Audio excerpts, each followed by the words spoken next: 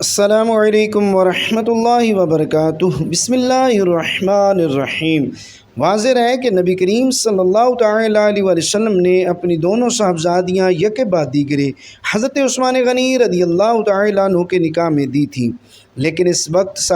دونوں صاحبزادیوں کی عمریں کتنی تھیں اس بارے میں تاریخ کی کتابوں میں باوجود تلاش کرنے کے کوئی حتمی رائے، قول یا عبارت تو نہیں مل سکی۔ تاہم اگر دونوں صاحبزادیوں کی تاریخ پیدائش و وفات اور درمیانی واقعات کا تاریخ و سیرت کی کتابوں میں بغور جائزہ لیا جائے تو تاریخی واقعات و شواہد اور خارجی قرائن کے ذریعے کسی حد تک دونوں صاحبزادیوں کی باوقت نکاح عمر کے بارے میں تقریباً حد تک رسائی حاصل ہو سکتی ہے۔ حضرت رقیہ رضی اللہ تعالی عنہ کی پیدائش اعلان نبوت سے 7 سال پہلے ہوئی، جب آپ صلی اللہ تعالی علیہ وسلم کی عمر مبارک 33 سال تھی، تو ان کی شادی ابو لہب کے بیٹے عقبہ سے ہوئی، لیکن اس نے ابو لہب کے کہنے پر حضرت رقیہ رضی اللہ تعالی عنہ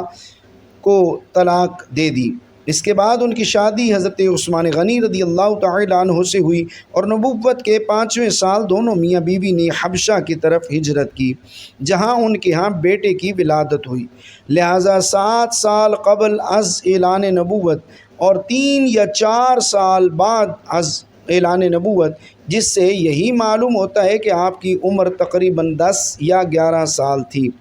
حضرت ام کلثوم رضی اللہ تعالی عنہ کی پیدائش اعلان نبوت سے کچھ عرصہ پہلے حضرت رقیہ رضی اللہ تعالی عنہ کے بعد ہوئی،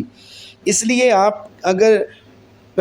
کی پیدائش کو حضرت رقیہ رضی اللہ تعالی عنہ کی پیدائش کے لیے 1 سال بعد مانا جائے تو نبوت سے پہلے آپ رضی اللہ تعالی عنہ کی عمر 6 سال بنتی ہے، اور حضرت رقیہ رضی اللہ تعالی عنہ کا انتقال 2 ہجری کو ہوا۔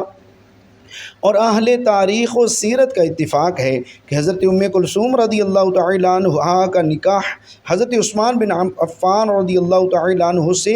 ربیع الاول 3 ہجری میں ہوا، جبکہ آپ رضی اللہ تعالی عنہ کی عمر مبارک اعلان نبوت کے وقت تقریباً 6 سال تھی۔ اس کے بعد 13 سال مکہ میں اور 3 سال بعد از ہجرت، تو یہ کل ملا کے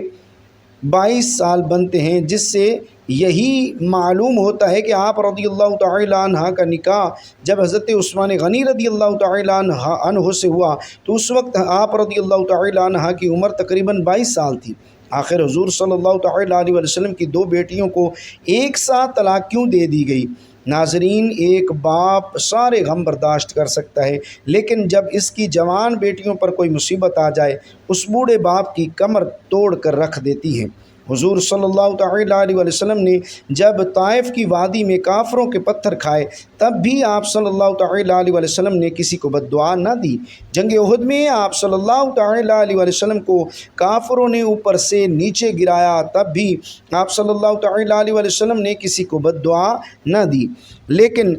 جس وقت حضور صلی اللہ تعالی علیہ وسلم کی 2 بیٹیوں کو اچانک طلاق دی گئی تو آپ صلی اللہ تعالی علیہ وسلم بیٹیوں پر آنے والے اس غم کو برداشت نہ کر سکے، اور طلاق دینے والے اس ظالم انسان سے کہا کہ جا، میں تجھے بد دعا دیتا ہوں کہ اللہ تعالیٰ تجھ پر اپنا کوئی کتا مسلط کر دے۔ ناظرین، یہ واقعہ حضور صلی اللہ تعالی علیہ وسلم کی 2 بیٹیوں حضرت رقیہ اور حضرت ام کلثوم رضی اللہ تعالی عنہ کا ہے، کہ جن کی شادی حضور صلی اللہ تعالی علیہ وسلم نے نبوت کے اعلان سے پہلے اپنے چچا ابو لہب کے 2 لڑکے عتبہ و عتیبہ سے کر دی تھی، لیکن جب حضور صلی اللہ تعالی علیہ وسلم نے اپنی نبوت کا اعلان فرمایا تو آپ صلی اللہ تعالی علیہ وسلم کے گھر والے ہی آپ کے دشمن بن گئے، اور اسی دشمنی میں حضور صلی اللہ تعالی علیہ وسلم کی 2 بیٹیوں کو طلاق دے دی گئی۔ حضور صلی اللہ تعالی علیہ وسلم کا مکمل واقعہ کچھ اس طرح ہوا کہ جب آپ صلی اللہ تعالی علیہ وسلم کی دعوت و تبلیغ سے اسلام تیزی سے پھیلنے لگا تو مکہ کے کافروں کی نیندیں اڑ گئیں اور انہیں کسی پل بھی سکون نہ ملتا۔ وہ ایسے موقع کی تلاش میں رہتے کہ جب وہ حضور صلی اللہ تعالی علیہ وسلم اور غریب مسلمانوں کو تکلیف دے کر انہیں اسلام چھوڑنے پر مجبور کر سکے، یہاں تک کہ ان ظالموں نے حضور صلی اللہ تعالی علیہ وسلم کے قتل کا منصوبہ بنا رکھا تھا، لیکن اللہ تعالی نے حضور صلی اللہ تعالی علیہ وسلم کی مدد فرمائی اور ان ظالموں کی سازشوں کو ناکام کر دیا۔ مکہ کے کافروں نے بیچارے کمزور مسلمانوں کو اپنا نشانہ بنایا اور ان کو تڑپا تڑپا کر دل کی بھڑاس نکالنے لگے۔ اس کام میں مکہ والے تنہا نہ تھے بلکہ بہت سے دوسرے قبیلے والے بھی ان کا ساتھ دیا کرتے تھے۔ دن بدن ان کے ظلم و ستم بڑھتے ہی جا رہے تھے۔ ان میں کچھ ایسے بھی بے رحم تھے کہ جن کے سینوں میں دل ہی نہیں تھا بلکہ پتھر کے ٹکڑے تھے۔ ان لوگوں نے بے بس مسلمانوں کو قید کر کے بہت مارا پیٹا، انہیں بھوکا پیاسا رکھا، مکہ کی تپتی ریت پر لٹا کر لوہے کے گرم سلاخوں سے داغا۔ انہی بے بس مسلمانوں میں حضرت عمار بن یاسر بھی تھے کہ جن کو مکہ کے ظالم لوہے کی زرہیں پہنا کر دھوپ میں لٹا دیتے، اس تپتی زمین پر انہیں اتنا زیادہ مارتے کہ وہ بے ہوش ہو جاتے۔ انہیں انہی کمزور مسلمانوں میں حضرت خباب رضی اللہ تعالیٰ عنہ بھی تھے کہ جن کے سر کو لوہے کی گرم سلاخوں سے داغا جاتا۔ ایک دن تو ظالموں نے حد کر دی کہ کوئلہ دہکا کر اس پر حضرت خباب کو چت لٹا دیا اور یہاں تک کہ وہ کوئلہ ان کے خون سے ٹھنڈا پڑ گیا۔ انہی مظلوم مسلمانوں میں حضرت بلال حبشی رضی اللہ تعالیٰ عنہ بھی تھے کہ جو امیہ بن خلف کے غلام تھے۔ جب حضرت بلال رضی اللہ تعالیٰ عنہ نے اسلام قبول کیا تو ان کے مالک نے ان کا کھانا پانی بند کر دیا، اور پھر جب حضرت بلال حبشی رضی اللہ تعالیٰ عنہ بھوک پیاس سے بے حال ہو جاتے تو ٹھیک دوپہر کے وقت وہ ظالم حضرت بلال حبشی رضی اللہ تعالیٰ عنہ پر گرم تپتی چٹان رکھ کر انہیں دھوپ میں لٹا دیتا تاکہ وہ اسلام کو چھوڑ دیں۔ لیکن حضرت بلال حبشی رضی اللہ تعالیٰ عنہ ان سبھی تکلیفوں کو برداشت کرتے اور اپنی زبان سے صرف ایک ہی لفظ کہتے کہ میرا اللہ صرف ایک ہے، اس کے علاوہ کوئی دنیا کا مالک نہیں۔ حضور صلی اللہ تعالیٰ علیہ وسلم جب بھی حضرت سیدنا بلال حبشی رضی اللہ تعالیٰ عنہ کے پاس سے گزرتے تو ان کی ایسی تکلیفیں دیکھ کر آپ صلی اللہ تعالیٰ علیہ وسلم کی آنکھوں میں آنسو بھر آتے، اور پھر حضرت بلال حبشی رضی اللہ تعالیٰ عنہ سے فرماتے کہ اے بلال صبر کرنا، اللہ تمہیں اس کا بہتر بدلہ عطا فرمائے گا۔ بات یہاں تک نہ تھی بلکہ ایک دن آپ صلی اللہ تعالیٰ علیہ وسلم کی دو بہت چہیتی بیٹیاں حضرت رقیہ اور حضرت ام کلثوم رضی اللہ تعالیٰ عنہما کو بھی اچانک طلاق دے دی گئی تاکہ آپ صلی اللہ تعالیٰ علیہ وسلم پوری طرح ٹوٹ جائیں اور اسلام کی دعوت دینا چھوڑ دیں، کیونکہ جب حضور صلی اللہ تعالیٰ علیہ وسلم نے مکمل طور پر اپنے نبی ہونے کا کھلا اعلان فرمایا تو ابو لہب نے حضور صلی اللہ تعالیٰ علیہ وسلم کو گالیاں دینا شروع کر دی اور کہنے لگا کہ اے محمد صلی اللہ تعالیٰ علیہ وسلم تیرا برا ہو، تو اس پر اللہ پاک نے قرآن کی آیتیں نازل کرتے ہوئے فرمایا کہ برا تو ابو لہب کا ہوگا۔ حضرت رقیہ اور حضرت ام کلثوم رضی اللہ تعالیٰ عنہما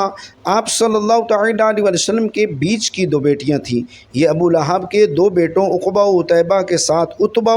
کے ساتھ نکاح کے رشتے میں تھیں۔ وہ دونوں لڑکے اپنے باپ ابو لہب کی طرح بے رحم انسان تھے اور اسلام کے کٹر دشمن تھے۔ حضور صلی اللہ تعالیٰ علیہ وسلم کی ان دونوں بیٹیوں کا نکاح تو ابو لہب کے لڑکوں سے ہو گیا تھا لیکن ابھی تک رخصتی نہیں ہوئی تھی۔ چنانچہ ایک زمانے تک ابو لہب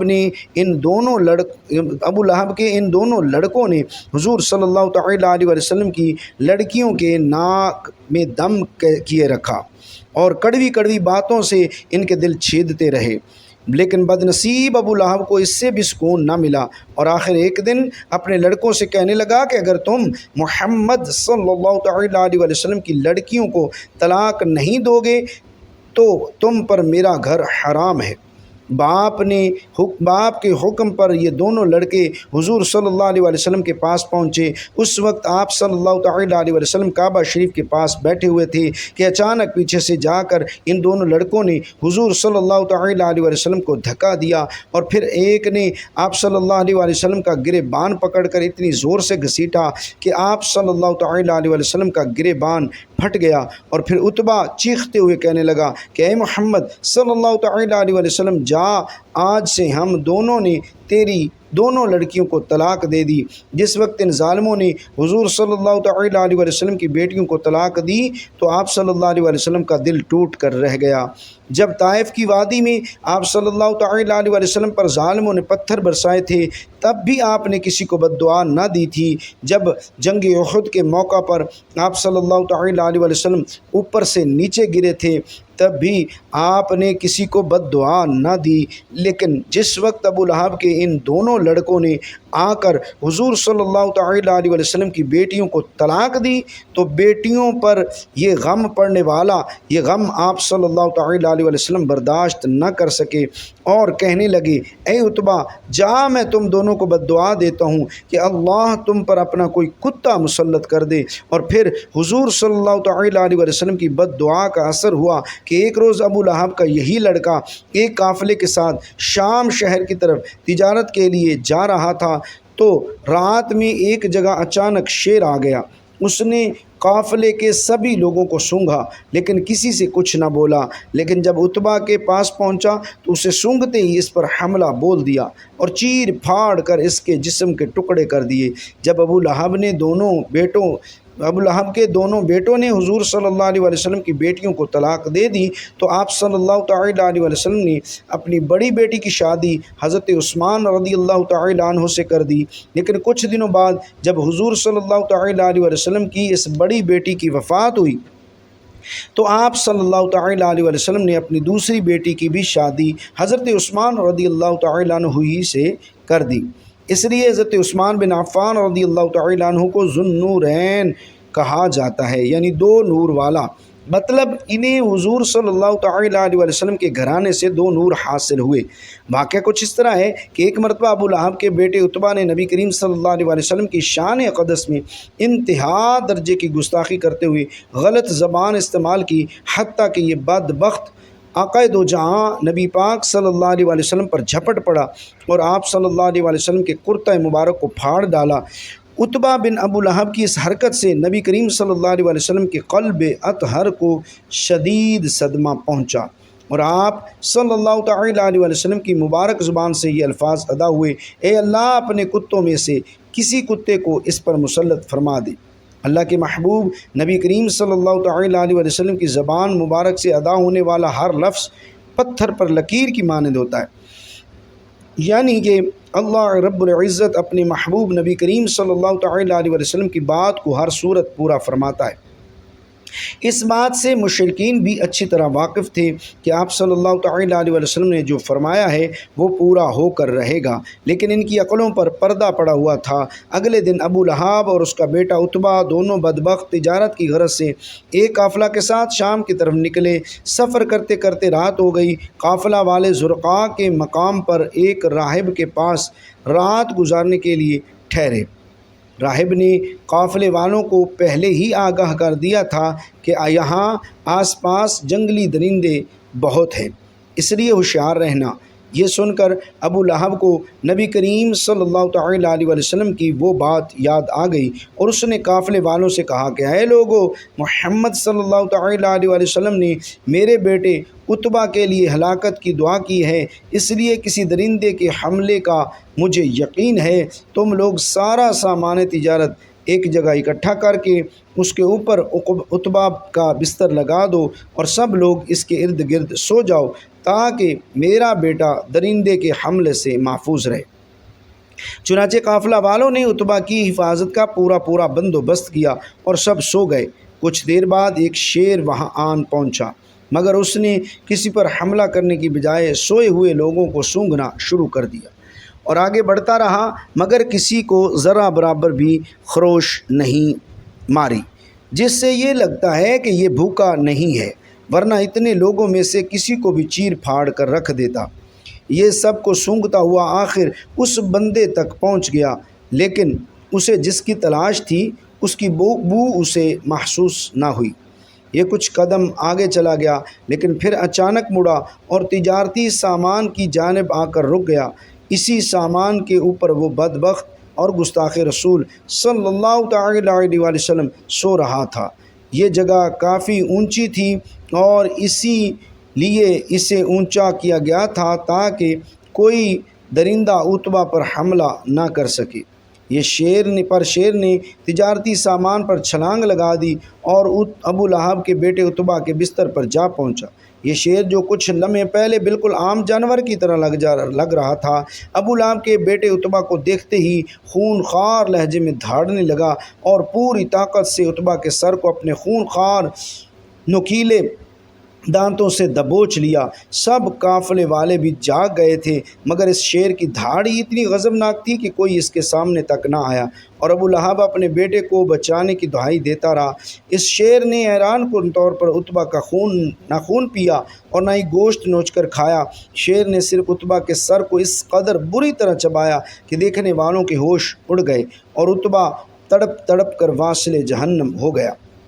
اور اس کے بعد بھی اس شیر نے کسی اور کو نقصان نہ پہنچایا اور اچانک وہاں سے چلا گیا۔ بعد میں لوگوں نے اس شیر کو تلاش کیا، مگر کچھ بھی پتہ نہ چل سکا کہ آخر یہ شیر کہاں سے آیا تھا اور کدھر غائب ہو گیا۔ ناظرین، نبی کریم صلی اللہ تعالیٰ علیہ وسلم کے گستاخوں کو اللہ رب العزت اس دنیا میں ہی سبق سکھا دیتا ہے، آخرت کا عذاب تو ابھی باقی ہے۔ تاریخ گواہ ہے، اللہ جس کسی بدبخت نے پیارے آقا صلی اللہ تعالیٰ علیہ وسلم کی ناموس رسالت کو پامال کیا، اس کا انجام عبرتناک ہوا، اور اتبا کا سر چبانے والے شیر جیسے شیر آتے رہے ہیں اور آتے رہیں گے انشاءاللہ۔ اللہ پاک ہمیں نبی کریم صلی اللہ تعالیٰ علیہ وسلم سے سچی محبت رکھنے کی توفیق عطا فرمائے اور ہمیں نیکوکاروں میں شامل کرے، آمین ثم آمین۔ ناظرین، کمنٹ باکس میں اللہ تعالیٰ کے 99 ناموں میں سے ایک نام ضرور ٹائپ کیجیے گا۔ شکریہ، اللہ حافظ۔